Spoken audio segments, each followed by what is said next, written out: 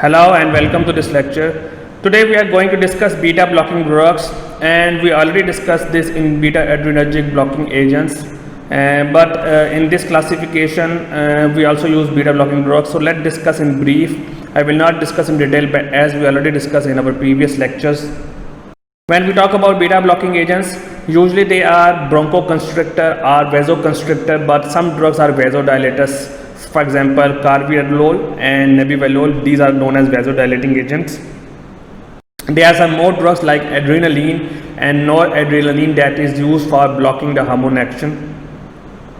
So the usual benefit of these drugs are they use for decreasing the heart rate, that is our main target. Number one, they are used for treatment of the blood pressure as well, and they are used for contractility as well. So the main function of these that they are responsible for decreasing the myocardial oxygen requirement, that is compulsory, especially at rest and doing exercise as well. So they are valuable in treating silent or ambulatory ischemia, in ischemia at rest. It is also used for decreasing the mortality of patients with recent myocardial infarction. It is also used for prevention of strokes with patients that having hypertension, and the long-term therapy is used by beta blockers as well for delaying or for reducing the ischemia or ischemic time.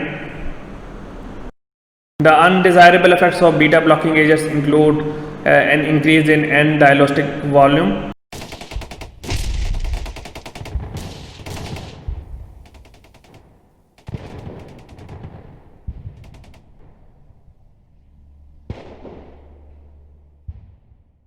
Then it can increase in ejection time, both which tend to increase the myocardial oxygen requirement. So the main function that is I mentioned before, that they are responsible for decreasing the myocardial oxygen requirement. How?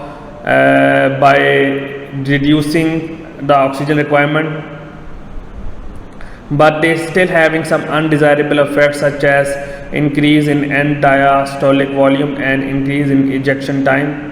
And deleterious effect of beta blocking agents can be balanced by concomitant use of nitrates. So it can be used in combination with nitrates for decreasing the negative effects. When we talk about a journal treatment strategy, this is a cycle that you can see with angina symptoms when appear. First of all, what we need to do the diagnostic workup. We need to see the patient history, electrocardiogram, stress testing, and coronary angiography. These are the diagnostic things that we need to do first. After that, we need to see and control the risk factors, such as if patient having smoking history or having hypertension before, or dyslipidemia or obesity or metabolic syndrome. So we need to control the risk factors. Then for prevention, how can we control the risk factors? By taking measures in the lifestyle, like lifestyle medication, antiplastic therapies, angiotensin converting enzymes, beta blockers or statin, depending upon which risk factor is involving.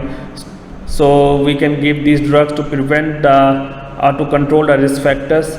Then the last stage is the anti-anginal therapy, that we give beta blockers, calcium channel blockers, nitrates, or ranolazine. So this is the 4 cycles. Number 1, again repeating it, that with the diagnostic workups, then we need to see the risk factors. We need to control them or prevent them by taking drugs or lifestyle modification, and then we move towards the anti-anginal therapy. So this is the cycle that will be used for general treatment of therapy. So thank you so much for today's lecture. Hope to see you again in more upcoming lectures.